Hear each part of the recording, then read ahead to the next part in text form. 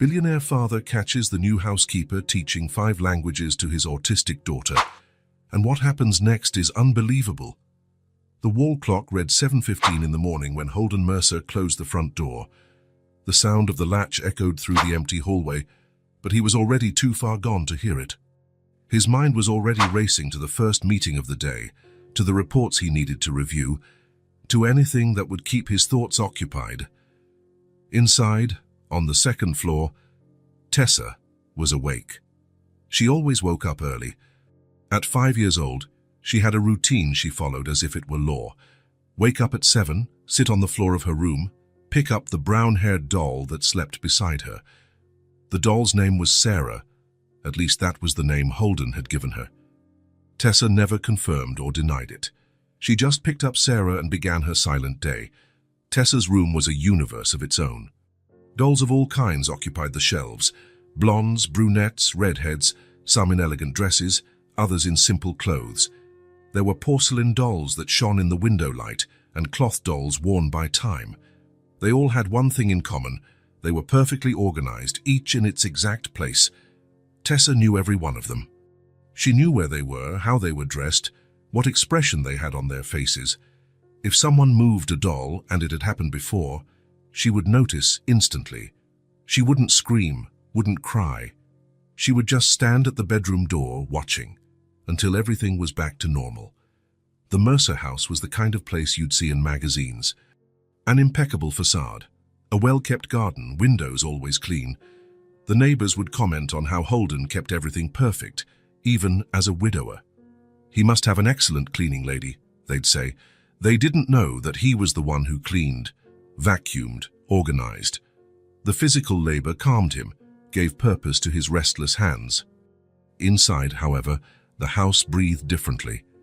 There was a heavy quietness, as if the air were denser. The hallways echoed with solitary footsteps. The dining room, with its table for 6, received only 2 plates, and even then, rarely at the same time. Holden tried, he really did. Every morning, before leaving, he would knock lightly on Tessa's bedroom door. "Good morning, sweetie. Daddy's going to work now." Silence. "Are you going to be okay? Mrs. Morrison is coming to see you later." More silence. He would wait a few seconds, as if time could change anything. Then he would sigh and go down the stairs. Mrs. Morrison was the elderly neighbor who looked after Tessa during the day. A kind woman, but one who didn't understand much about different children. She would bring cookies, turn on the television, try to talk. Tessa accepted her presence because she was used to it, but she didn't interact. She stayed in her room, with her dolls, in her private world. Holden had tried school. 3 different schools, in fact. The first one said Tessa needed special care they couldn't provide. The second tried for a few weeks but called almost every day. She doesn't participate in activities. She doesn't respond when called. The other parents are concerned. The third didn't even accept her enrollment. He stopped trying. At work, Holden was a different man. He commanded meetings, made tough decisions, solved complex problems. His colleagues respected him. His clients trusted him. He was the kind of person who made things happen, but when he came home, he felt lost. How do you talk to a daughter who doesn't answer? How do you show love to someone who pulls away when you try to hug them? How do you be a father to a child who seems to live on another planet? These questions haunted him on his way back. Every afternoon, in traffic, he would rehearse conversations that never happened. He imagined Tessa running to hug him at the door, telling him about her day, asking him to read her a story. But when he got home, he found only the familiar silence. Tessa had her ways of communicating. He knew that. When she was happy, she would line up the dolls in perfect rows. When something bothered her, she would turn them all to face the wall. When she was hungry, she would go down to the kitchen and stand in front of the refrigerator. Holden had learned to decipher these signals, but he still felt like a foreigner trying to understand a complex language. The dolls were her obsession and her refuge. She would comb their hair carefully, adjust their dresses, whisper things only they could hear. Sometimes Holden would watch her through the crack of the door, seeing her interact with her silent friends in a way she never had with him. There were nights when he would lie awake, listening to the sounds of the house, The ticking of the clock, the hum of the refrigerator, the distant noise of cars on the street. And from upstairs, very softly, Tessa's voice talking to her dolls. Loose words, incomplete sentences, conversations that only made sense in her private world. He had already lost his wife to a cruel illness that came all too quickly. After that, he started living on autopilot. Work, home, work, home. A mechanical routine that protected him from the pain, but also distanced him from everything, including Tessa. Without realizing it, he had built an invisible wall between them, thinking he was protecting them both. The silent house held two lonely hearts. A man who didn't know how to love a different child, a girl who didn't know how to show she wanted to be loved. And somewhere, between the perfectly aligned dolls and the empty hallways, there was a bridge waiting to be built. Holden didn't know it yet, but that bridge was about to arrive. When the cab stopped in front of the Mercer house, Eleanor Marlowe took a deep breath before grabbing her suitcase. The house was beautiful, bigger than she had imagined. A well-kept garden, light curtains in the windows, everything very organized. It looked like something out of a catalogue. "Good luck, miss," the driver said as he took the payment. Eleanor smiled and walked to the door. She had answered the job ad just 3 days ago, seeking housekeeper for domestic care and child supervision. The phone interview was brief. Holden Mercer seemed like a practical, direct man who didn't waste time beating around the bush. She rang the doorbell and waited. The morning sun was strong, making her squint a little. At 27, Eleanor carried a calmness that didn't match her age. Her brown eyes had a quiet depth, like someone who has seen enough not to be easily startled. The door opened and Holden appeared, wearing a dark suit and a perfectly knotted tie. "Elena Marlowe." "Yes, Mr. Mercer. Please come in." The house inside was even more impressive. Elegant furniture, paintings on the walls, everything clean and in order. Elena noticed, however, that something was missing. Maybe brighter colors, or that natural mess of a home where people actually live. It was like a model home, too beautiful to be real. "I'll show you the house and explain your duties," Holden said, guiding her through the living room. "As I mentioned on the phone, besides the cleaning and organizing, I'll need you to keep an eye on my daughter, Tessa. How old is she?" 5. Holden paused, his gaze becoming distant for a moment. "Tessa is autistic. She lives in her own world most of the time." Eleanor just nodded. She showed no surprise, nor that uncomfortable curiosity that usually appeared when the topic came up. "She speaks very little. Almost not at all, actually," he continued. "She doesn't go to school and spends most of her time in her room. Mrs. Morrison, our neighbor, has been looking after her while I work, but she's getting too old for it." Holden showed her the kitchen, the laundry room, the dining room. He explained the schedules, where the cleaning supplies were, how he liked things to be organized. He spoke like someone giving instructions in a business meeting. "Your room will be this one," he said, opening the door to a room on the ground floor. It was simple but comfortable. A single bed, a closet, a small desk by the window. "The bathroom is down the hall to the right." Elena placed her suitcase on the bed. "May I meet Tessa now?" The question seemed to catch Holden by surprise. See, people usually left that for last, like saving the hardest part for the end. "Of course," he replied, hesitant. "She's in her room. 2nd floor, first door on the left. But don't expect much. She doesn't usually react well to new people." Elena went up the stairs calmly. Holden followed her, keeping his distance as if he didn't want to interfere. When they reached the hallway, he pointed to the half-open door. "I'll let you go in alone. Tessa feels more comfortable when there aren't too many people in her room." Eleanor nodded and approached slowly. She knocked softly on the door. "Tessa, may I come in?" There was no answer. Elena pushed the door gently and entered. The room was a world of its own. The walls were a soft blue, and there were dolls everywhere. Dozens of them, perhaps over 100, arranged on shelves, chairs, small tables. Each seemed to have its specific place in an order that only made sense to the one who created it. In the center of the room, sitting on the rug, was Tessa, a small girl, with brown hair and delicate features that resembled her father's. She wore a simple blue dress and white socks. In her hands, a dark-haired doll that she was carefully arranging. Eleanor didn't move. She stood at the door, observing.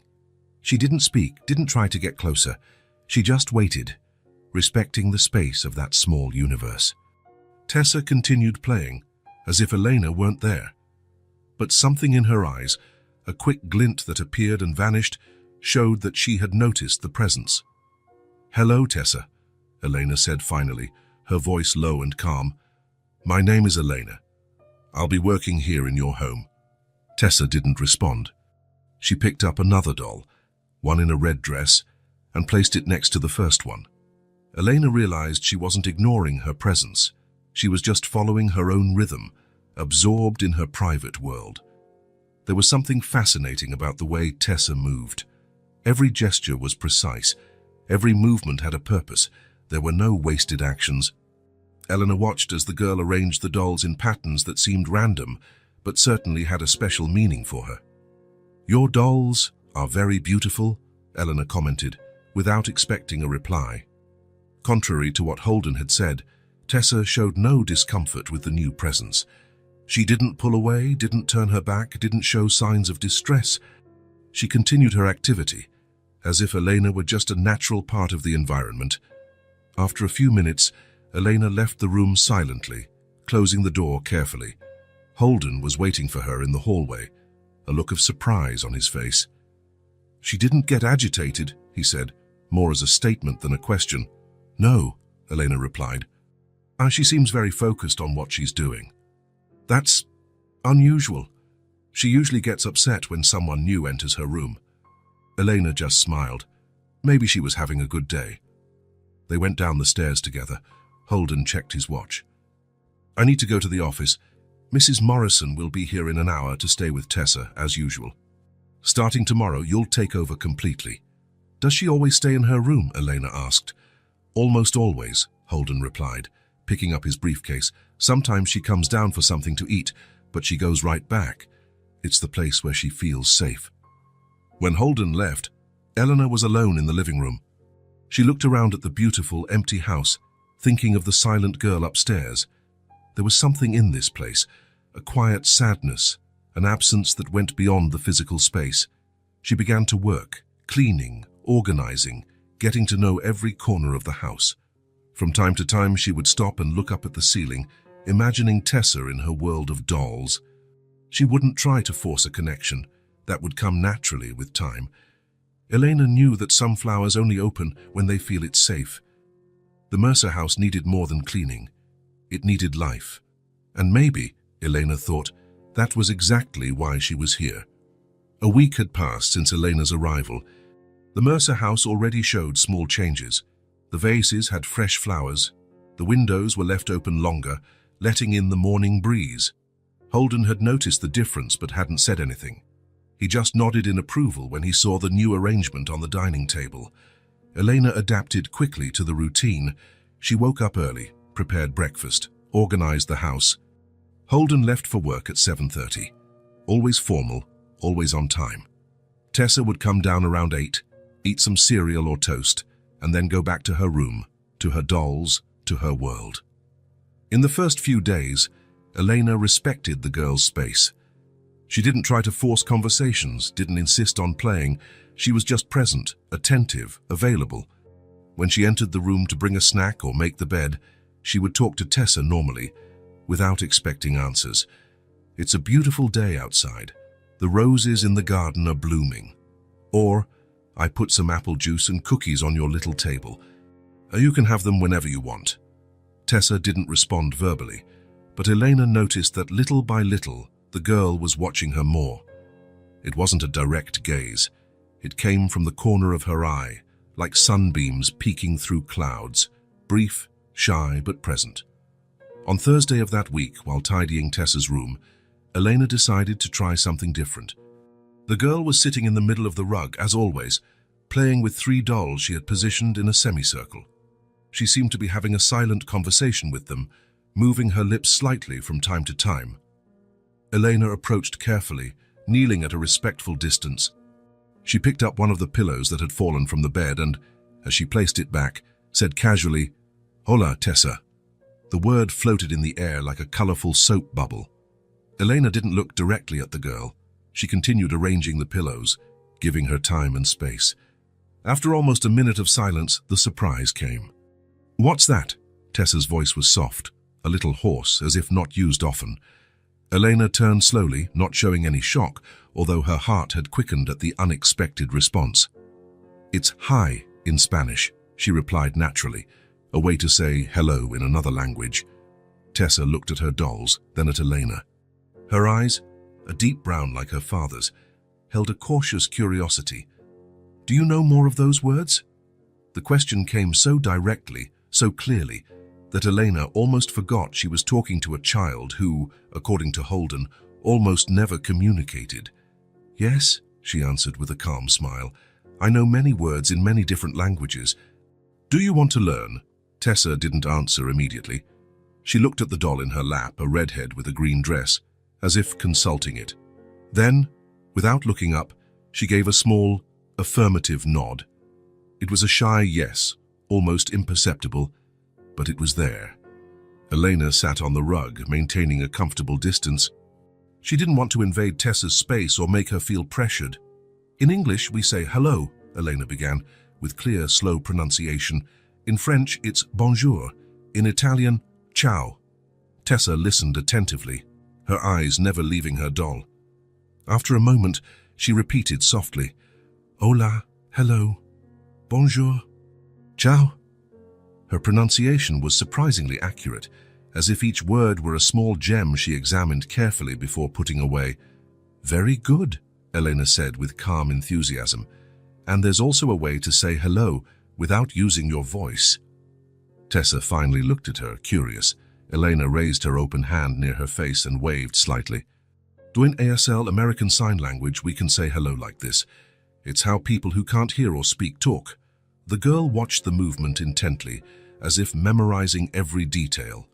Then, still holding her doll with one arm, she raised her other hand and imitated Elena's gesture, almost perfectly. It was in that moment that Elena had an idea. "Tessa, would you like your dolls to learn to speak in different languages too?"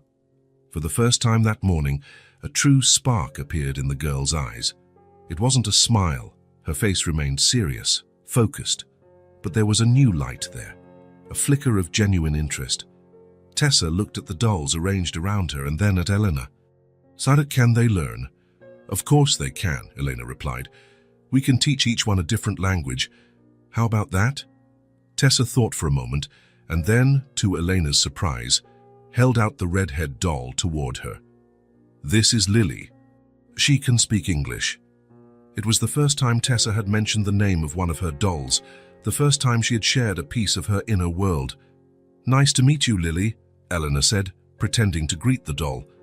Then, in English, she added, "Hello, Lily. How are you today?" Tessa pulled the doll back and held it close to her ear, as if listening to it speak. After a moment, she said, "Lily is fine. She wants to know how to say thank you in English." "Thank you," Elena replied. In English, obrigada is thank you. "Thank you," Tessa repeated, and then brought the doll to her ear again. She nodded seriously, as if receiving instructions, and then pointed to another doll, one with black hair and a blue dress. "This is Sophie. She wants to speak French." Thus began the game that would change everything. Elena showed her how to say thank you in French, merci, in Spanish, gracias, in Italian, grazie, and how to make the sign for thank you in ASL. Tessa absorbed every word, every gesture, with impressive concentration. She didn't smile, didn't show emotion openly, but there was a different vibration about her, as if a switch had been flipped. In the following days, the game continued and expanded. Elena brought a small notebook and wrote the words down so Tessa could see how they were spelled.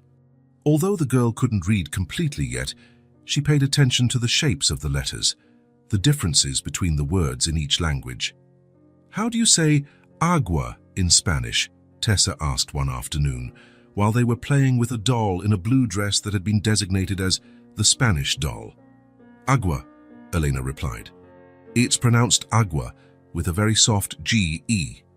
Agua, Tessa repeated, savoring the word. And in French? Ew, Elena said. It looks strange, doesn't it? It's spelled E-A-U, but pronounced O. Tessa frowned, intrigued by the disparity between spelling and pronunciation. This kind of linguistic curiosity seemed to fascinate her especially. Little by little, the vocabulary grew. Colors, animals, everyday objects. Elena realized that Tessa had an extraordinary memory. She only needed to hear a word once or twice to store it perfectly. One sunny morning, while Elena was tidying the room, Tessa surprised her. She had arranged 5 of her favorite dolls in a circle, and pointing to each one, said, "This is Lily, she speaks English. This is Sophie, she speaks French. This is Carmen, she speaks Spanish. This is Bella, she speaks Italian. And this is Nina, she speaks with her hands." Elena stopped what she was doing, touched by the girl's meticulous organization. It was the first time Tessa had taken the initiative to structure the game. "Very good, Tessa. Do you remember how each of them says, 'Good morning'?" Without hesitation, the girl went from one doll to the next. "Good morning, bonjour, buenos dias, buongiorno."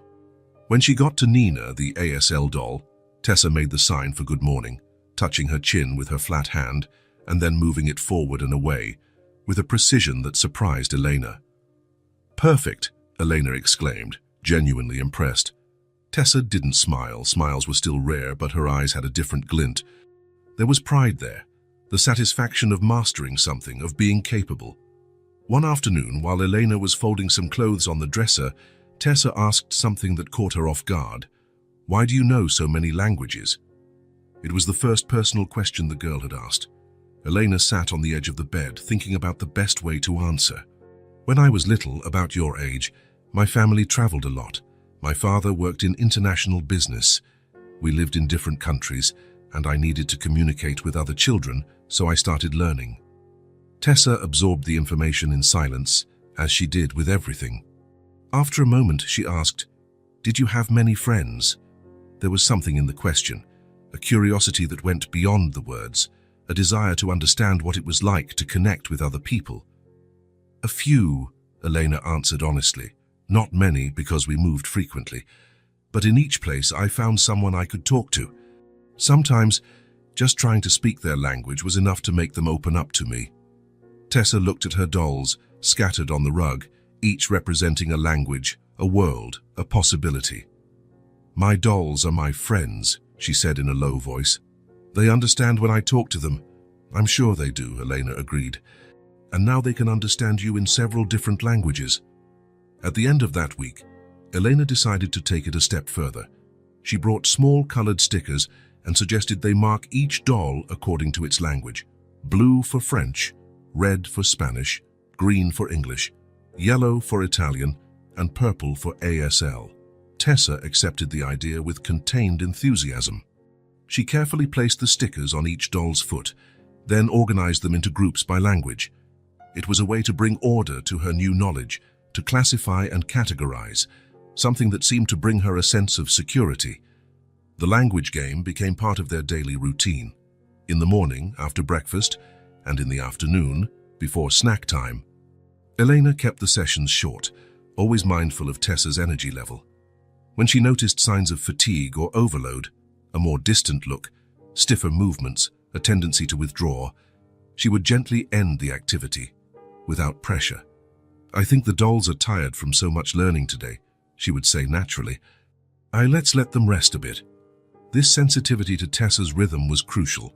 The girl never felt pressured, never felt inadequate. The learning happened on her time, in her way. On a particularly quiet afternoon, while they were practicing colors in Italian, something extraordinary happened. Tessa, holding her Italian doll, said, "Rosso is red, verde is green, blue is blue."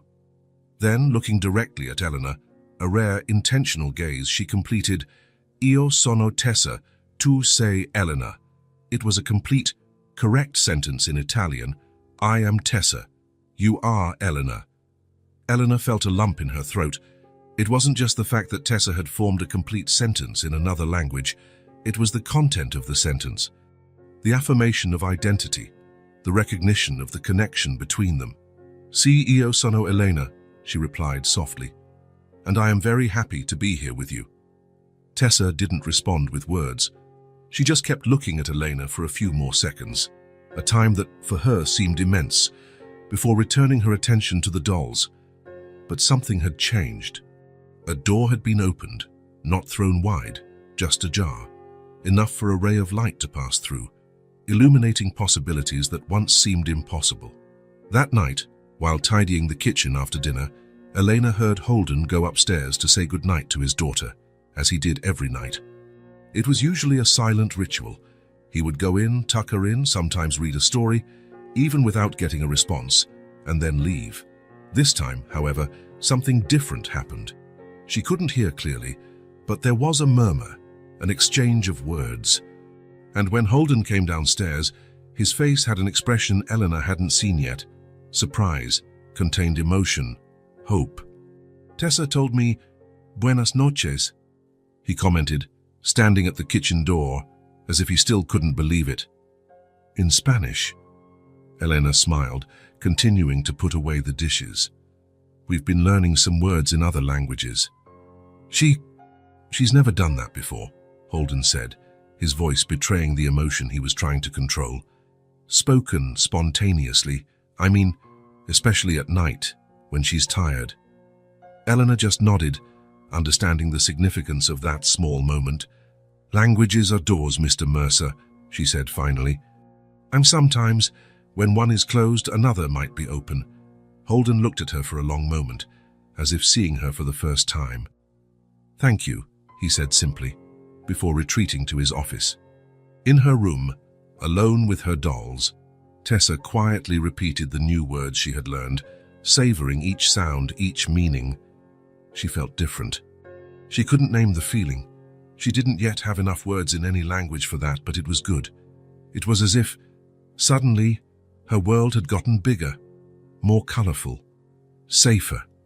October arrived, bringing with it a subtle change in the air. The leaves on the garden trees were beginning to turn shades of red and gold. Inside the Mercer house, another transformation, deeper and more significant, continued to blossom. Every morning, following a routine that had established itself naturally, Eleanor would go upstairs around 8 o'clock, carrying a tray with Tessa's breakfast.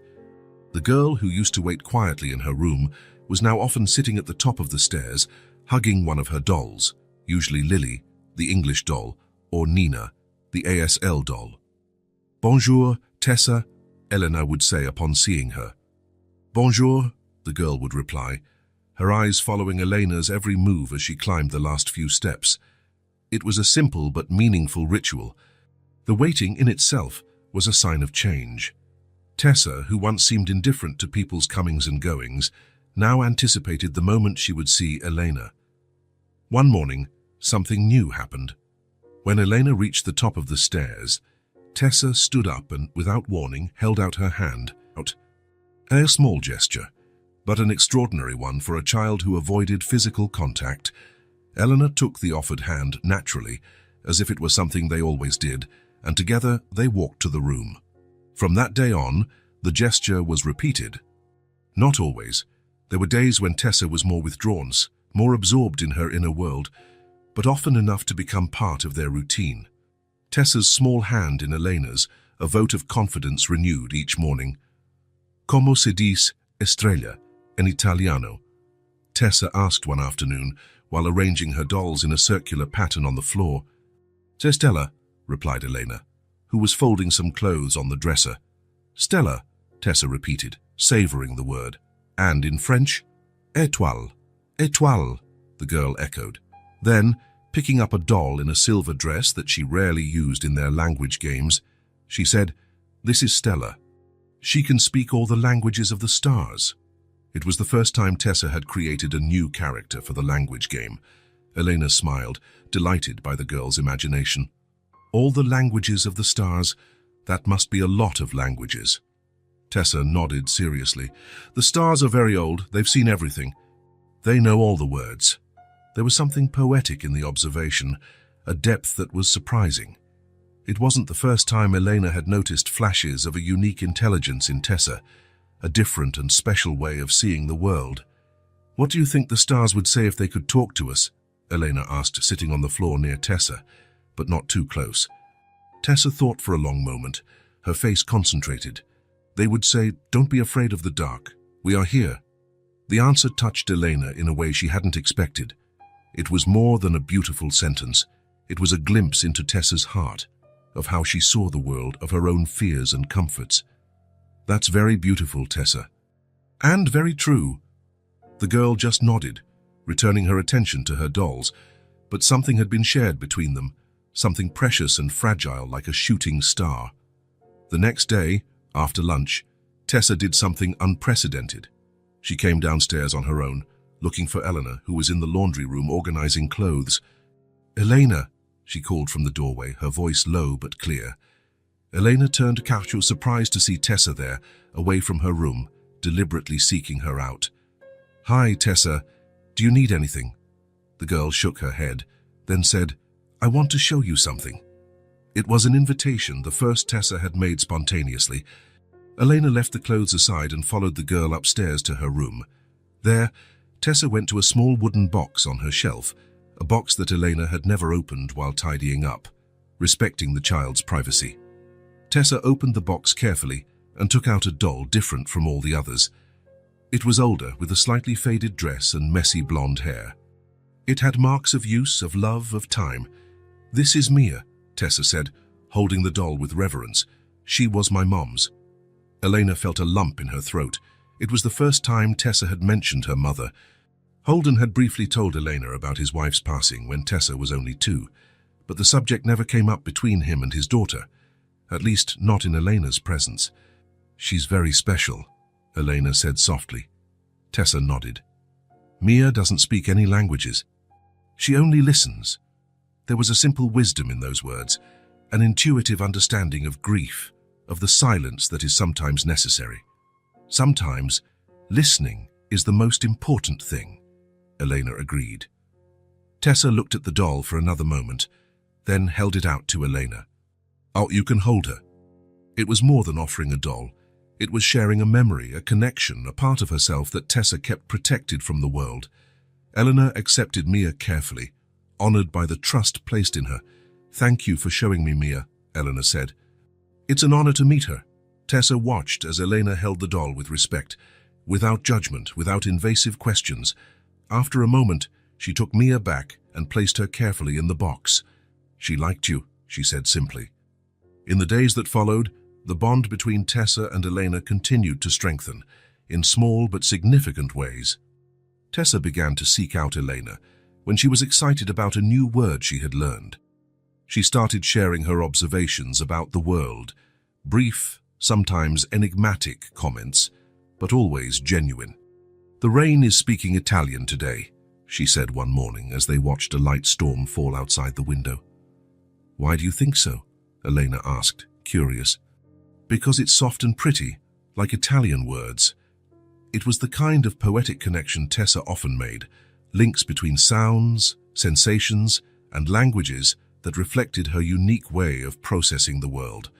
Most notable, however, was how Tessa sought Elena's presence.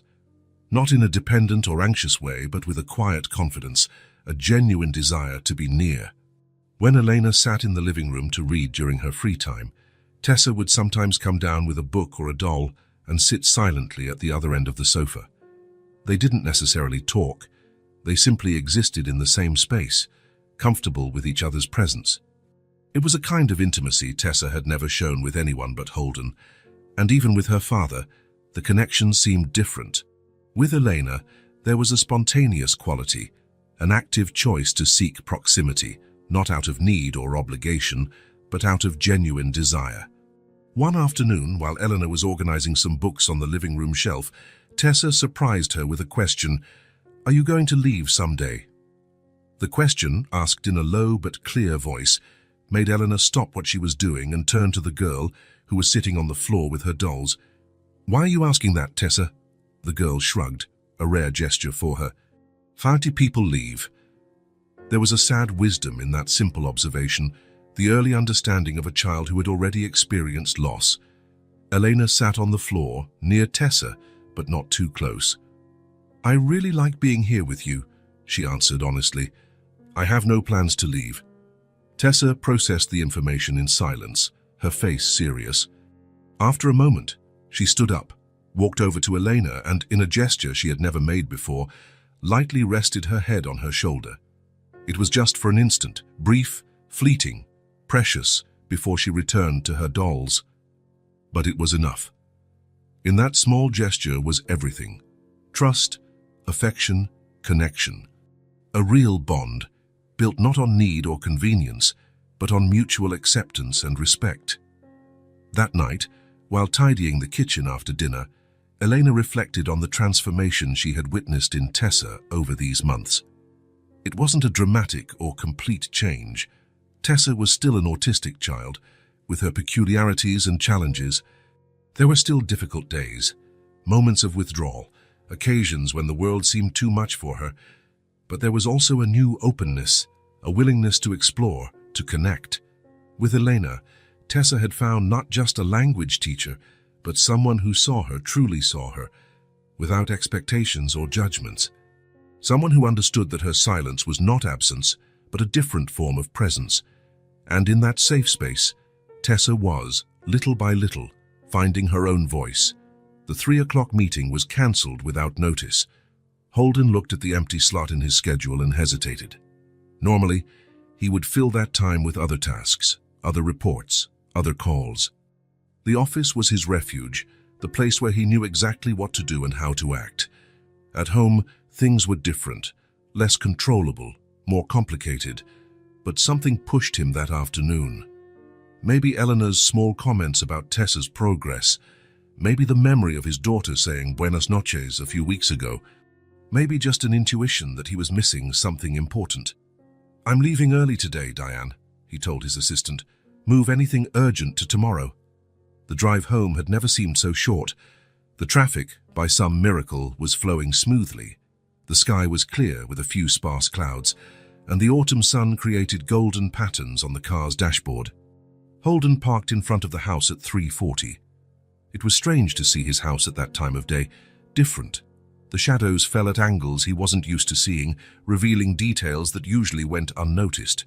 The small bird's nest in the corner of the eaves, the varied colors of the garden flowers, the texture of the wooden door. He entered quietly, without announcing his arrival. The house was quiet, but not with that heavy silence he used to find. There was something different in the air, an energy, a presence that went beyond the physical. From the stairs came a soft sound, voices, one deeper, adult, the other high-pitched, childish, both speaking in French. Holden went up the steps slowly, following the voices to Tessa's room. The door was ajar, and he stood there, watching without being seen. What he witnessed left him breathless. In the middle of the room, sitting on the rug, were Eleanor and Tessa. Between them, 5 dolls formed a perfect circle. Each doll had a small colored sticker on its foot, and Tessa was pointing to them one by one, saying something in different languages. "Bonjour, je m'appelle Sophie," she said, holding the doll in the blue dress. Her pronunciation was clear, precise. "Très bien," Elena replied with an encouraging smile. "And how does Sophie ask, 'How are you?'" "Comment ça va?" Tessa answered without hesitation. "Perfect. And now, what would Carmen say?" Tessa picked up another doll, one with a red dress. "Hola, me llamo Carmen. ¿Cómo estás?" Elena clapped softly. "Excellent. And Bella?" "Ciao, mi chiamo Bella. Come stai?" The sequence continued. Tessa moved on to the doll in the green dress, speaking in English, and then to the last one, making precise gestures with her hands. ASL, Holden realized, stunned. But it wasn't just the command of languages that impressed him. It was Tessa, his daughter, who rarely spoke, who avoided eye contact, who always seemed distant, was fully present in that moment. Her eyes shone with concentration, and could it be pleasure?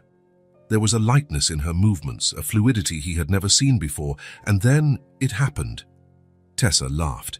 It was a brief, almost contained sound, but undeniably a laugh.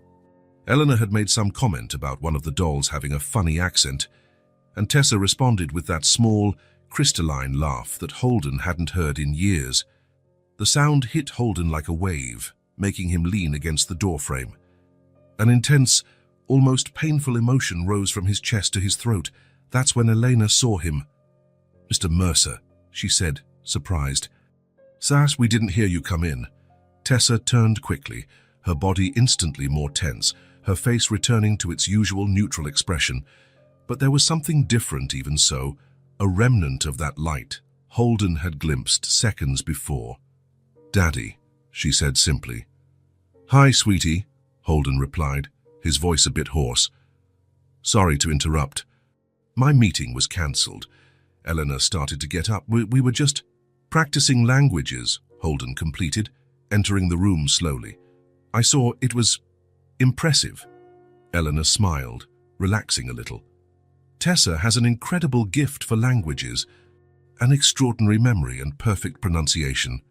Holden looked at his daughter, who had returned her attention to the dolls, arranging them in a precise line. "I didn't know that," he said, more to himself than to Elena. There was a moment of silence, only the soft sound of the dolls being arranged by Tessa filling the room. "Kasham, well, I'll leave you to it," Elena said finally. "I have a few things to finish in the kitchen." When she left, Holden sat on the floor, near Tessa, but keeping a respectful distance. He watched his daughter arrange the dolls, each in its exact place. "Do you like learning different languages?" he asked, trying to keep his voice casual. Tessa didn't answer immediately. When she finished lining up the last doll, she said, without looking at him, "Yes, each language has a different sound, like different songs." It was the longest sentence Holden had heard from her in a long time. And it wasn't just the number of words, but the quality, the clear articulation, the complete thought, the surprising metaphor. That's very interesting, Tessa," he said, genuinely amazed. "Which is your favorite language?" Tessa thought for a moment. "Italian for happy days, French for rainy days, ASL for when I don't want to make noise." Holden felt something tighten in his chest. How had he never noticed this depth in his daughter, this sensitivity, this understanding of the world? "Yes, and for talking to Daddy?" he asked, trying to keep his voice steady. Tessa finally looked at him, briefly. "All of them, a little bit of each." The rest of the afternoon passed quietly. Holden didn't try to force more conversation, just stayed in the room, sometimes watching Tessa play, sometimes looking out the window, absorbing the reality of what he had witnessed. As the sun began to set, he went down to the kitchen. Elena was preparing dinner, chopping vegetables with precision. "She's never communicated like that," Holden said, without preamble, leaning against the kitchen counter. "I've tried private tutors, child development specialists, therapists. She wouldn't open up." Elena continued chopping the vegetables for a moment, thoughtful. "She didn't need someone to teach," she finally replied, with serenity. "She needed someone to be with her, on her own time." The simplicity of the answer struck Holden as an obvious truth he had never seen. "How did you know?" he asked, a rare vulnerability in his voice. Eleanor put the knife on the cutting board and looked at him. "I didn't know, I just watched, I listened." Not with the expectation that she would be one way or another, but accepting her exactly as she is. Holden absorbed the words, feeling them resonate with something deep inside him, an intuitive knowledge that had been smothered by years of worry, frustrated expectations, and fear. "The first day I met Tessa," Elena continued, "I noticed how she organized her dolls. There was a logic there, a pattern. I realized she wasn't absent. She was just processing the world in a different way. Later, when I discovered her response to words in other languages, it was like finding a door that was already there, waiting to be opened." "I should have seen it," Holden said, running a hand through his hair in a gesture of frustration. "I'm her father. I should have noticed." "Sometimes we're too close to see clearly," Elena replied, no judgment in her voice. "And you were dealing with your own pain, too." The indirect mention of his wife's death made Holden look away. It was true. After losing Charlotte, he had closed himself off, taking refuge in work, in routine, in the predictable certainties of his professional life. Without realizing it, he had distanced himself emotionally, not just from Tessa, but from himself. "She's in there," Elena said softly. "Whole, brilliant, sensitive. She just expresses herself differently. Sees the world from an angle most of us have never experienced." Holden nodded, feeling a complex mix of emotions: gratitude, hope, and a twinge of sadness for the lost time. "Thank you," he said simply, "for seeing what I couldn't see." Eleanor smiled slightly. "It's not too late, Mr. Mercer. It's never too late." That night, dinner was different. Holden, Tessa, and Elena sat together at the table, something that rarely happened, as Tessa usually ate in her room. The conversation didn't flow like in conventional families, with questions about the day and shared stories. But there was a presence, a silent connection that hadn't existed before. At one point, Tessa looked at her plate and said, "Carrot, zanahoria." "Carota, carrot." "Carrot in 4 languages," Holden observed. Impressed, Tessa nodded, pleased with herself. Then, pointing to her glass, she continued, "O, agua, aqua, water." It was her way of participating, of being present, of connecting through the language she had discovered. Later, while Elena was washing the dishes and Tessa had already gone up to her room, Holden remained seated at the table, lost in thought. For the first time in a long time, he felt something different growing inside him, something he had forgotten: hope. The days following Holden's discovery were marked by a subtle change in the Mercer house. The air seemed lighter, the walls less distant, the silences less heavy. Holden began to adjust his schedule, leaving the office earlier when possible, delegating some responsibilities he had previously considered exclusively his. His first attempt at connection was clumsy, like a dancer who has long forgotten the steps. On Saturday morning, he entered Tessa's room carrying a small box. "Good morning, sweetie, I brought you something." Tessa, sitting on the floor with her dolls, didn't look up. Her body grew slightly tenser, her shoulders more squared, as if protecting herself from something. Holden hesitated, then placed the box on the floor at a respectful distance. "They're cards with words in different languages. I thought you might like them." It was a set of colorful flashcards he had found in an educational toy store. Each card had a word in English, Spanish, French, German, and Italian, with small illustrations. Tessa didn't move to get the box. She continued arranging her dolls, as if Holden wasn't there. "Well, I'll leave it here," he said, trying to hide the disappointment in his voice. "If you want, we can look at them together later." He left the room feeling defeated. In the hallway, he ran into Elena, who was carrying clean sheets. "She needs time," Elena said softly. "New routines are hard." Holden nodded, trying to understand. "But she opened up to you so quickly." "Every relationship is different," Elena replied, "and the relationship between you two has its own history, its own layers. Give her time, and give yourself time."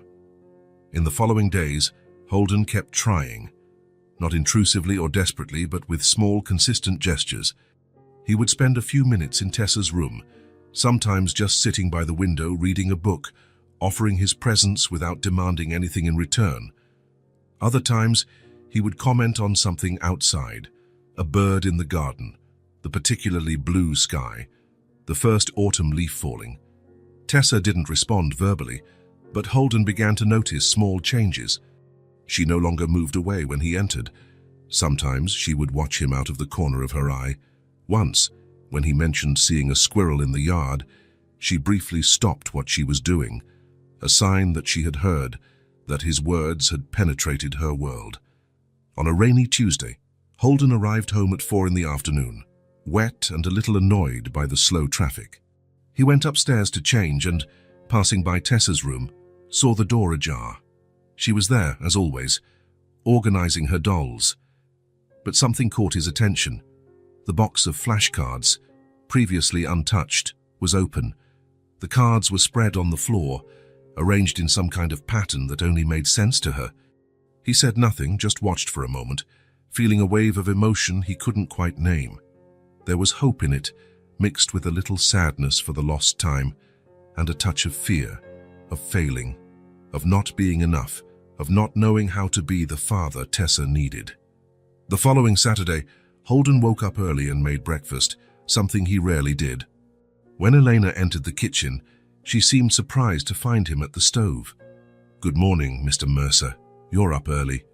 "I thought I'd try something different," he replied, flipping a pancake with surprising skill. Tessa used to like pancakes on Saturdays.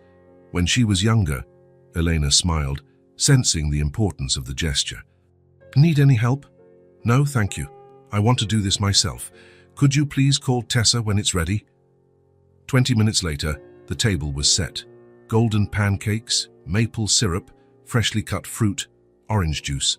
Holden had even placed a small vase of flowers in the center of the table, yellow daisies, simple but cheerful. Eleanor went upstairs to get Tessa, while Holden waited, as nervous as a teenager before a first date. He heard footsteps on the stairs, Tessa's light ones, Elena's firmer ones, and took a deep breath. Tessa stopped at the kitchen entrance, her eyes quickly scanning the room, registering the changes to the usual routine. For a moment, Holden feared she would turn around and go back upstairs.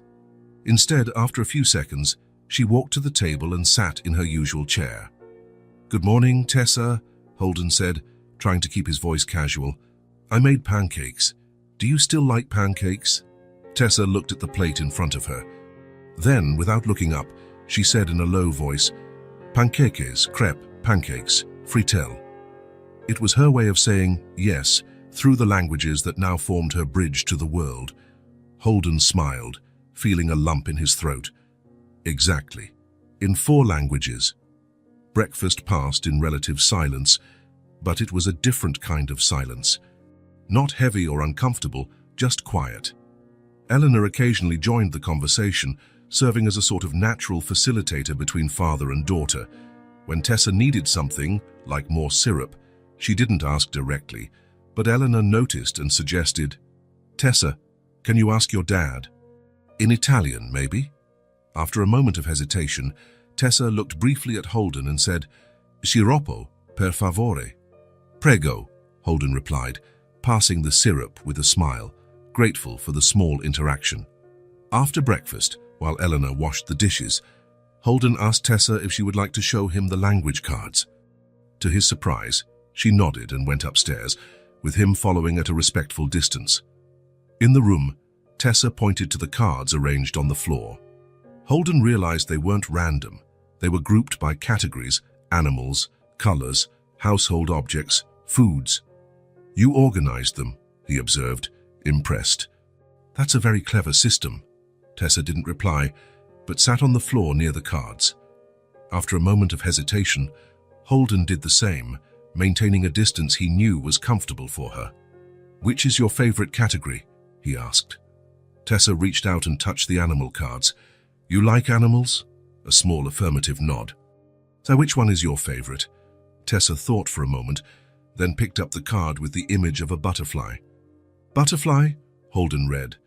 "Mariposa, papillon, Schmetterling, farfalla." "Farfalla," Tessa repeated, her voice almost a whisper. "In Italian, it sounds like flapping wings." The observation surprised Holden. It was poetic, sensitive, revealing a perception of the world he had never imagined his daughter possessed. "You're right," he said, genuinely impressed. "Farfalla. It really does sound like flapping wings." They stayed there, looking at the cards, with Holden occasionally asking about one word or another, and Tessa answering briefly, usually with a single word or short phrase. It wasn't a fluid or conventional conversation, but it was a connection, small, fragile, but real. The days turned into weeks. October moved on, with its cold mornings and golden afternoons. Holden maintained his new routine, coming home earlier whenever possible, participating in moments with Tessa, observing and learning. One afternoon, he found Elena and Tessa in the room, practicing languages with the dolls, just as he had seen on that first revealing day. He stood at the door, not wanting to interrupt, just watching the interaction between them. And how would Nina say, "I'm happy" in ASL? Elena asked, referring to the doll that represented sign language. Tessa made a gesture with her hands, brushing them upwards against her chest in a circular motion, the sign for happy or joy. "Perfect," Elena praised. "You learn so fast." It was then that Tessa noticed Holden at the door. There was a moment of hesitation, a brief freezing in her posture. Then, to his surprise, she picked up one of the dolls, the one in the green dress, which he knew represented English, and held it out to him. "This is Lily," Tessa said. "She speaks English. Do you want to hold her?" The gesture was simple, but its meaning was immense. It was an invitation, an opening, a hand extended across the chasm that had formed between them over the years. It was Tessa saying, in her own way, "You can come into my world." Holden felt his eyes sting. He entered the room slowly and accepted the doll carefully, as if he were receiving something precious and fragile, which in fact he was. "Hello, Lily," he said, sitting on the rug with them. "It's a pleasure to meet you." Across the circle, Eleanor watched discreetly, a small smile on her lips. There was something deeply satisfying in witnessing that moment, not just professionally but humanly, a reconnection, a small, everyday miracle. From that day on, something definitively changed in the dynamic between Holden and Tessa. Not dramatically or suddenly, real transformations rarely are, but in a constant and significant way. Holden began to actively participate in the language sessions. At first, he was mostly an observer, holding a doll or flipping a card when asked. Gradually, he became more involved, learning alongside Tessa, sometimes making pronunciation mistakes that made the girl correct him seriously. "It's not bonjour, Daddy. It's bonjour," she would say, emphasizing the correct sound. He accepted the corrections with humility, realizing that these small moments of role reversal, where she was the teacher and he the student, seemed to give Tessa a confidence he had never seen before. One evening, while Holden was reading a report in his office, he heard a light knock on the door. It was Tessa, holding a children's book he hadn't seen in years. "Can you read?" she asked, her voice small but clear. Holden felt a wave of emotion so intense that for a moment he couldn't answer. That book, The Little Prince, had been a gift from Charlotte. Before her illness, before everything changed, she used to read to Tessa every night. "Of course," he finally replied, putting down the papers. "Shall we go to your room?" Tessa shook her head. "Here." She climbed into the extra chair in the office, settling in with the book. Holden realized she wanted to be in his space, a reciprocity for the invitation she had extended earlier. He began to read, his voice initially unsure, then gaining confidence. Tessa listened attentively, occasionally pointing to an illustration or word. When they reached the famous line about seeing with the heart, she said, "Le cœur voit mieux que les yeux." "What does that mean?" Holden asked, surprised. "It's the same sentence in French," Tessa explained. "Yeah, the heart sees better than the eyes." Holden looked at his daughter with renewed admiration. There was a wisdom there, a depth he had never realized, or perhaps had never allowed himself to see. On weekends, they established new routines, pancakes on Saturdays, short walks on Sundays, usually just in the garden or the nearby park, where Tessa could watch birds and insects. Eleanor often accompanied them, serving as a bridge when communication became difficult, suggesting words when Tessa seemed to be searching for a way to express herself. One afternoon, as they were returning from one of these walks, Holden commented to Eleanor, "I always thought she was limited somehow, that her autism prevented her from understanding, from feeling, from connecting." Eleanor watched Tessa a few steps ahead, squatting to examine a small yellow flower growing between the cracks in the sidewalk. "She isn't limited," she replied softly, "just different. Her brain processes the world in a way most of us don't understand. But that doesn't mean it's less valid, less profound, or less meaningful." Holden nodded, watching his daughter with new eyes. "I think I was expecting her to adapt to my world," he said, more to himself than to Elena, "when I should have been the one to find a way into hers." "It's not too late for that," Elena replied. It's never too late to truly know someone we love. That night, after Tessa had gone to sleep, Holden lay awake, thinking about everything he had discovered in recent weeks. His daughter was not who he thought she was. She was infinitely more complex, more interesting, more capable. The problem had never been her, but rather the lens through which he viewed her.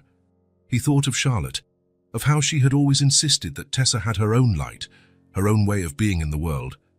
"She just dances to the beat of a song we can't hear," she used to say. At the time, he had interpreted this as a poetic way of accepting his daughter's limitations. Now he realized it was actually a profound wisdom about Tessa's unique nature. For the first time in years, he allowed himself to feel completely the pain of Charlotte's loss, the guilt for having emotionally distanced himself from Tessa, the fear of failing as a father, but also the renewed hope, the gratitude for a second chance, the admiration for the extraordinary daughter he was finally getting to know for real. The next day, as he passed Tessa's room before leaving for work, he paused a moment longer than usual. "Have a good day, sweetie." To his surprise, Tessa looked up at him and replied, "Bonne journée, papa." A wish for a good day in French, followed by the word papa, not the formal daddy she occasionally used, but the affectionate papa, laden with an intimacy he hadn't heard in years. It was with this word resonating in his heart that Holden left to face the day, knowing that whatever professional challenge lay ahead, nothing would be as important as what he was building at home, a reconnection, a bridge, a way back to his daughter's heart. As winter approached, the days grew shorter and the nights longer. The Mercer house, once so silent, now seemed to breathe with a new life. Laughter was rare, but it existed. Conversations were still brief, but meaningful.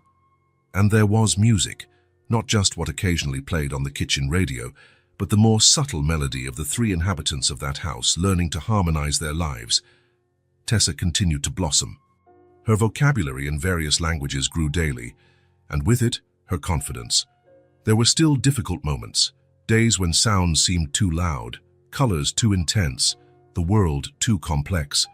Days when she would retreat to her room, seeking the familiar comfort of her dolls and routines. But even in those moments, there was a difference. She was now able to communicate when she needed space, when things became too much. Troppo, she would say in Italian, too much. And both Holden and Elena would respect it, backing off, giving her the time she needed to process, to rebalance. On a particularly cold Friday night, after Tessa had gone to sleep, Holden found Elena in the living room. She was sitting by the window, a book open in her lap, watching the first snowflakes of the season fall gently outside. "A glass of wine," he offered, holding 2 glasses. Eleanor seemed momentarily surprised by the invitation, but smiled and nodded. "Thank you." Holden sat in the opposite armchair, handing her one of the glasses. For a moment, they just enjoyed the comfortable silence that had settled between them, no longer the tense silence of the first few months, but something quieter, more familiar. "Tessa asked me today how to say snow cloud in Japanese," Holden commented with a small smile. Eleanor raised her eyebrows. "Japanese? That's new. What did you say?" "That I had no idea," Holden laughed. "And that maybe you would know." "Yuki no Kumo," Elena replied after a moment's thought. "Though my Japanese is quite rusty." Holden watched her with curiosity. "How many languages do you speak anyway?" Elena took a small sip of wine before answering. Fluently. 6. "Spanish, English, French, Italian, Portuguese, and German. I have a basic knowledge of Japanese, Russian, and Arabic, and a little ASL, of course." "Impressive," Holden said, genuinely amazed. "I've always struggled with languages. I took 3 years of French in high school and can barely ask for directions." Eleanor smiled. "It's a matter of practice. And necessity. How did you learn so many?" The question hung in the air for a moment. Elena looked at the snow outside, as if searching for the words in the white shapes dancing against the dark sky. "I had a privileged upbringing," she said finally. "My family had resources." There was something in her tone, a studied lightness that didn't match the weight of the words, that piqued Holden's curiosity. "Had?" Elena nodded, still looking out the window. "We lost everything when I was 15. My father made some bad investments, trusted the wrong people. In 6 months, we went from a 6-bedroom mansion to a 1-bedroom apartment in a not-so-great neighborhood. Holden hadn't expected such a direct revelation. "I'm sorry." "Don't be," Elena replied, finally turning to him. There was no self-pity in her eyes, just a quiet clarity. "It was the best thing that could have happened to me." "How so?" Elena placed her glass on the side table, gathering her thoughts. "Before that, I was a spoiled, overprotected teenager, alienated from reality. I had private tutors for music, art, languages, things I took for granted that I didn't even realize were privileges." She paused, a small smile appearing on her lips at the memory. "When we lost everything, it was like a hurricane had passed through our lives. Suddenly, there was no driver to take me to school, no more designer clothes, no more international trips. My father fell into a depression. My mother, who had never worked, got a job as a secretary. That must have been hard," Holden commented, trying to imagine a young Elena facing such an upheaval. "It was," she admitted. "The first few months were terrible.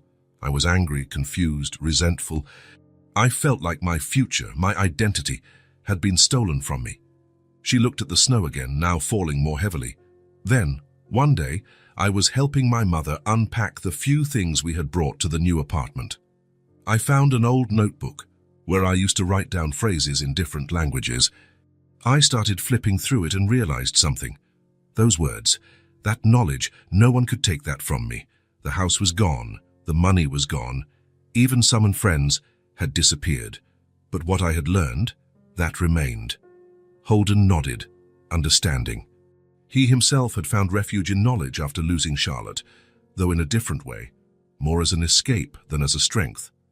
"That's when I started taking languages really seriously," Elena continued, "no longer as a rich girl's hobby, but as something that could define me, sustain me. I got a scholarship to finish high school and then college. I tutored to help out at home. I used what I knew to build something new." "And your parents?" Holden asked. "My father never fully recovered. He passed away 5 years ago from a heart attack.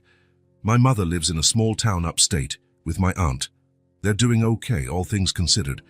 Holden noted how Elena spoke of her history without drama or self-indulgence. There was a quiet strength there, an acceptance that he admired. "I think I can understand why you and Tessa connected so easily," he said after a moment. "You truly value knowledge, not as status or a tool, but as something essential." Elena smiled, surprised by the insightful observation. "I'd never thought of it that way. But I think you're right. When you lose everything external, you start to value what's internal, what no one can take from you." They fell silent for a moment, watching the snow that now covered the garden with a white, untouched blanket. "How did you deal with it all?" Holden finally asked. "The loss, the change. It seems you came out of the experience stronger, not more bitter." Eleanor reflected for a moment before answering. "At first, it was hard not to feel bitter, not for the material loss itself, but for the feeling that the future I had imagined had been stolen. It took me a while to realize that future was never really mine. It was just a possibility, not a guarantee." She paused, choosing her words carefully. "What I had left was what no one could take away, what I knew, and who I chose to be." The simplicity and depth of the sentence struck Holden. There was a wisdom there that resonated with his own journey, the struggle to redefine himself after loss, to find meaning when the map of life is suddenly torn and redrawn. "Who you chose to be," he repeated, almost to himself. "Every day is a choice," Elena continued. "I can choose to see what I lost or what I gained. I can mourn the life I could have had, or embrace the one I have. In the end, what really matters isn't what happens to us, but how we respond to it." Holden thought of his own response to losing Charlotte, the withdrawal, the plunge into work, the emotional distance from Tessa. He had chosen the safety of absence, the control of distance. Only now was he beginning to find his way back. "You are a remarkable woman, Elena Marlowe," he said finally, raising his glass in a small toast. She smiled, a light blush coloring her cheeks. "Just someone who learned some hard lessons early in life." They continued talking as the snow fell outside, forming a silent blanket over the world. They talked about books, music, places they'd like to visit. Holden told her a little about his work, about the challenges of balancing professional responsibilities with his new determination to be more present for Tessa. It was the first time they had talked like this, not as employer and employee, but as two people sharing stories, discovering common ground, building a bridge of mutual understanding. When the living room clock struck 11, Elena stood up, collecting her empty glass. "It's getting late. We've got a busy day tomorrow." Holden nodded, also getting up. "Thank you for the conversation, and for sharing your story." "Thank you for listening," she replied with a sincere smile. As he went upstairs to check on Tessa before turning in, Holden reflected on what he had learned. Eleanor's story had touched him not only for the courage and resilience it showed, but for the parallel with his own situation. Both had faced profound losses, radical changes. The difference was in the response. What I had left was what no one could take away. What I knew, and who I chose to be. Elena's words echoed in his mind. Who had he chosen to be after losing Charlotte? What choices was he making now, every day, regarding Tessa, himself, the future? He stopped at his daughter's bedroom door, watching her sleep peacefully, surrounded by her dolls. There was so much to learn, so much to rediscover. And maybe, he thought, it was never too late to choose to be someone better, someone more present, someone braver. Outside, the snow continued to fall, covering the world with new and unexplored possibilities. The last days of December brought not only the snow piling up on the windowsills, but also a subtle and profound transformation within the Mercer house. Like a flower that, after a long winter, finally finds the warmth needed to open its petals, Tessa began to reveal herself in ways that surprised both Holden and Elena. On one particularly sunny morning, while they were having breakfast, Tessa was watching the birds flocking to the feeder Holden had installed in the garden. Suddenly, without warning, she said, "Los pájaros tienen hambre." They are looking for food, Nella Neve. The sentence, which combined Spanish, English, and Italian in a mix that made perfect sense to her, caught Holden by surprise. He glanced at Elena, who smiled softly, showing no sign of alarm. "Yes, they are hungry," Holden replied, following the natural flow of the conversation. "Winter makes it hard for them to find food." "Voglio aiutare," Tessa said. "I want to help him," in Italian. Then, looking directly at her father, she added in English, "Can I feed them?" "Of course," Holden replied, adopting the language his daughter had chosen. "I will do it together after breakfast." A small smile appeared on Tessa's face, still rare, still contained, but genuine. There was something else there, something beyond the words. There was pleasure. Pleasure in the connection, in the communication, in the ability to express a desire and be understood. These small interactions began to become more frequent, small everyday miracles that brightened the days. Tessa still preferred silence much of the time, still needed her space and her routines. But now there were windows that opened, moments when she chose to connect, using multiple languages as bridges to the outside world. One afternoon, while Eleanor was helping her with a new puzzle, Tessa said suddenly, "J'aime quand tu souris." Eleanor, surprised by the statement, "I like it when you smile," in French, replied, "Et j'aime quand tu parles." Tessa thought for a moment, then said, "I like words. They have, how do you say, different shapes in your mouth." It was the longest and most complex sentence Elena had ever heard her say in English, not just for its structure, but for its content, a reflection on language itself, a metacognition that revealed the depth of Tessa's mind. "Texture," Elena suggested. "Words have different textures." "Yes, texture." Tessa tested the word, savoring it. "Italian is soft, French is round, Spanish is fast." She paused. "English is pointy." Elena laughed, delighted by the perfect description.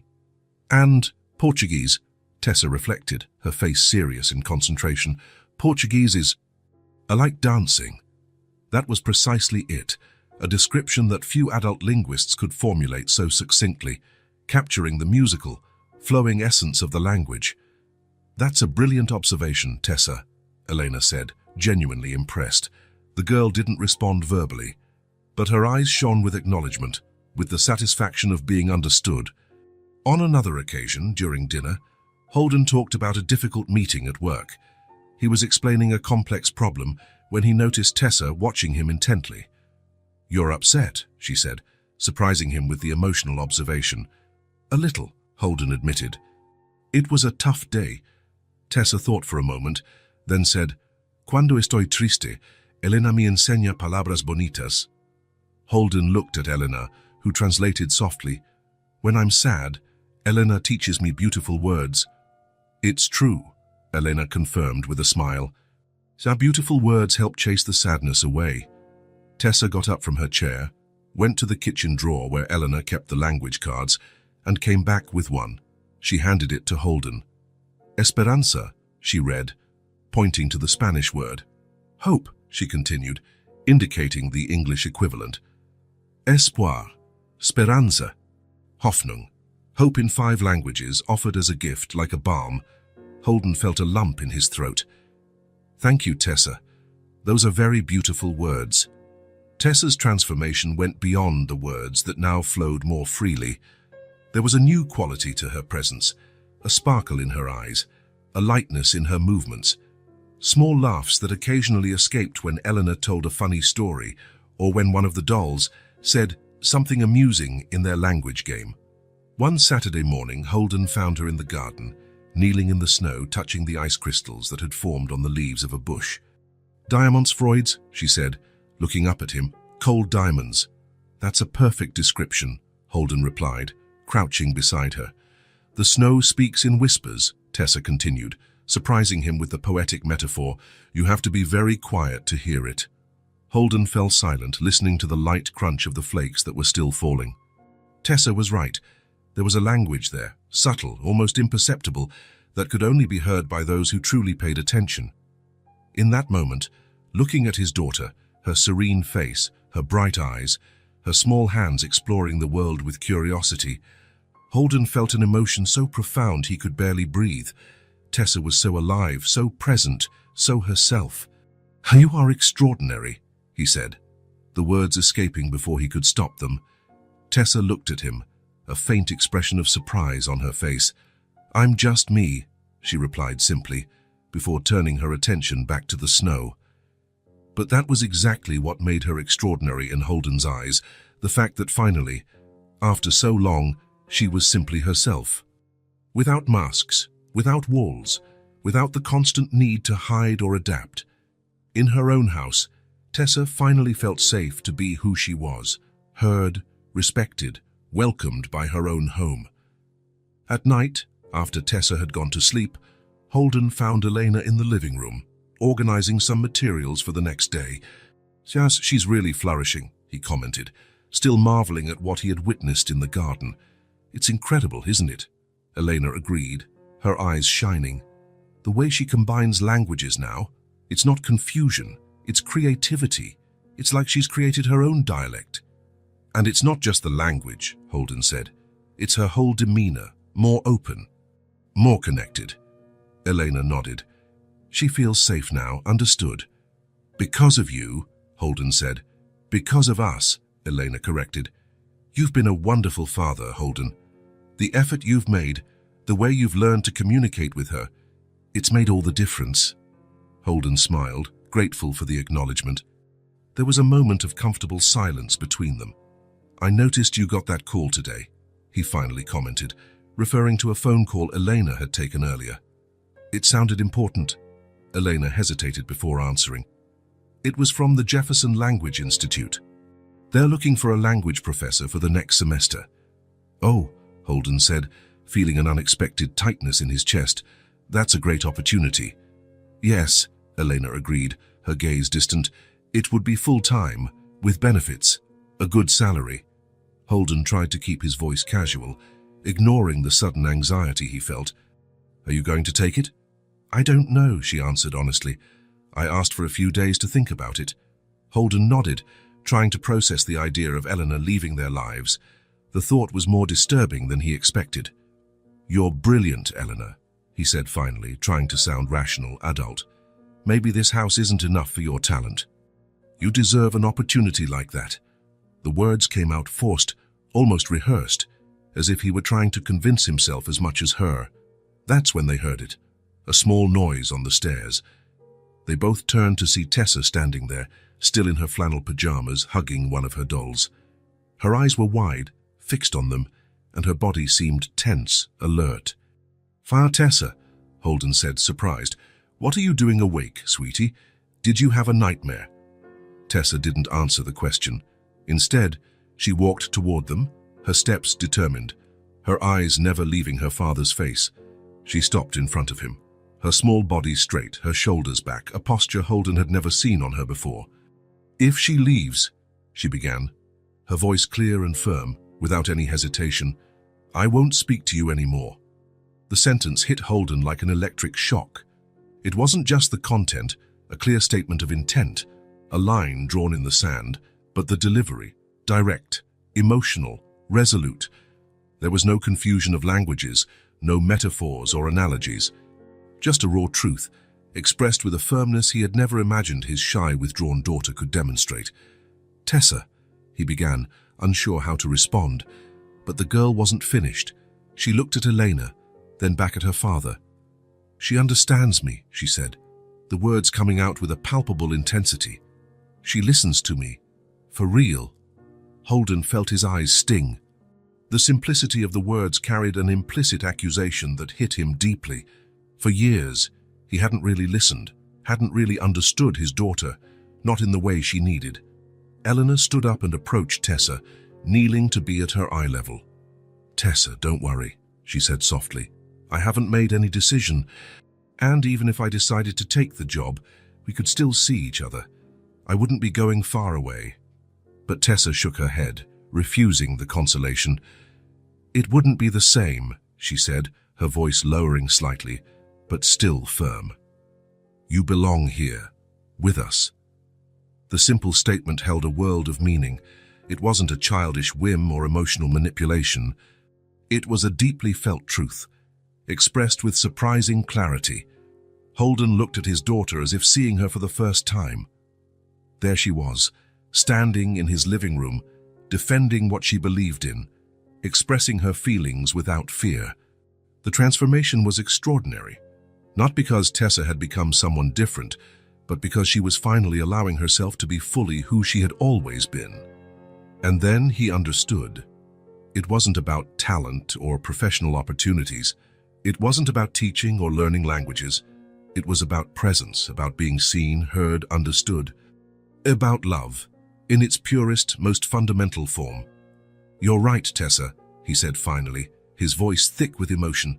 Elena belongs here, with us. Tessa's eyes met his, a direct, intentional, rare contact, and he saw there not just determination, but also vulnerability, fear, the awareness of what was at stake. I'll talk to her, he promised. We'll find a solution, together. Tessa held his gaze for another moment, as if assessing the sincerity of his promise. Then, apparently satisfied, she nodded slightly. Je veux qu'elle reste, she said. I want her to stay, in French. Then, without another word, she turned and went upstairs, leaving the adults in a silence heavy with meaning. The next morning, after a night of reflection, Holden asked Elena to meet him in his office. She entered with a serene expression, but he noticed the subtle tension in her shoulders. I spent the night thinking about the Jefferson Institute, he began. Holden, He held up a hand, gently asking her to let him continue. It's a wonderful opportunity. And you deserve every door that opens for you. He paused, gathering his thoughts. But I have a different proposal to make. Elena watched him attentively, curious. I would like you to stay, not as a nanny or a tutor, but as Tessa's official educator. Elena blinked, surprised. Official educator? Yes. You'd have a salary comparable to what the Institute is offering, benefits and more flexible hours. Holden smiled slightly. And you could continue the work you're already doing so brilliantly, helping Tessa develop her unique potential. Are you offering me a position you just invented? Elena asked, a mix of amusement and emotion in her voice. "I'm offering a formal recognition of what you already are to us," Holden replied with sincerity. "An essential part of our family." The word hung between them, laden with meaning. It wasn't just a job offer, it was an invitation to something deeper, more permanent. "And the institute?" Elena asked. "Maybe we can find a middle ground. You could teach a few classes there, maintain your connection to the academic world, but your main focus would be Tessa." Elena looked out the window at the snow-covered garden where Tessa was now playing, building a small sculpture with the fresh snow. "She's extraordinary, isn't she?" she said softly. "Yes," Holden agreed, following her gaze. "And I almost lost that." "I almost lost her." Elena turned to him, her eyes shining. "I accept your proposal, Holden, on one condition." "What is it?" "That you understand, I'm not here to fix Tessa. She doesn't need to be fixed. She never did." Holden nodded, understanding the depth of what Elena was saying. "I know that now. She just needed to be seen. Truly seen." When they told Tessa the news, her reaction was subtle but revealing. A small smile, a glint in her eyes, and a simple phrase that mixed, as was her custom, different languages. "Notre famille, nossa familia, nuestra familia." Our family, in 3 different languages. A simple truth expressed in Tessa's unique way. In the weeks that followed, the Mercer house, once so silent and empty, began to pulse with a new life. It wasn't a loud or dramatic transformation. There were still silences, still moments of introspection, but they were comfortable, chosen silences, not imposed by fear or misunderstanding. Tessa still spoke little, but what she said with clarity and purpose. Each word now seemed like a conscious gift, no longer a painful effort or an obligation. And Holden learned, day by day, to listen not only to what his daughter said, but how she said it, the rhythms of her communication, the pauses as meaningful as the words. Elena set up an office in the spare room, where she planned lessons and occasionally received students from the institute for tutoring. Tessa often joined these sessions, absorbing new languages, new expressions, expanding her linguistic universe with an ease that impressed everyone. One January afternoon, as a light snow fell outside, Holden found Tessa and Elena in the living room, laughing together as they practiced some kind of game with the multilingual dolls. He paused at the door, not wanting to interrupt, just observing the scene. Tessa was different, not drastically, not in a way a stranger might notice, but profoundly, in ways that only someone who truly knew her could perceive. There was a subtle confidence in her movements, a fuller presence in her gaze. She was, finally, at home, not just in the physical sense, but in her own being. When Tessa noticed him standing at the door, she didn't withdraw as she would have months before. Instead, she looked up and said, with her characteristic mix of languages, "Viens jouer avec nous, papa, come play with us." A simple invitation, offered without hesitation, a bridge extended, a heart opened. Holden smiled and joined them on the floor, accepting the doll Tessa offered him, Nina, the one that represented sign language. It was perfect, he thought. They were all learning new ways of communication, new languages of the heart. That night, after Tessa fell asleep, Holden stood for a moment longer by her bed, observing her serene face. The dolls were arranged around her, like silent guardians of her dreams. He thought of Charlotte, of how she had always insisted that Tessa had her own light, her own way of being in the world. "She doesn't need to be like everyone else," she used to say. "She needs to be exactly who she is." Charlotte was right, as she almost always had been. Tessa didn't need to be fixed. She needed to be seen. And it was in Elena's gentle silence that she found her voice, and in Holden's finally open arms, she found the father she had always been waiting for. The Mercer house, so empty after Charlotte's departure, so silent during the years of grief and distance, was now breathing again. The walls, once cold, now held echoes of conversations in multiple languages, of unexpected laughter, of deep and true connections. Father and daughter were connected. Elena was staying. Everything was, finally, in its place. If this story touched your heart, subscribe to the channel and turn on notifications so you don't miss the next ones. Leave a like because it helps this story get recommended to more people. See you in the next story.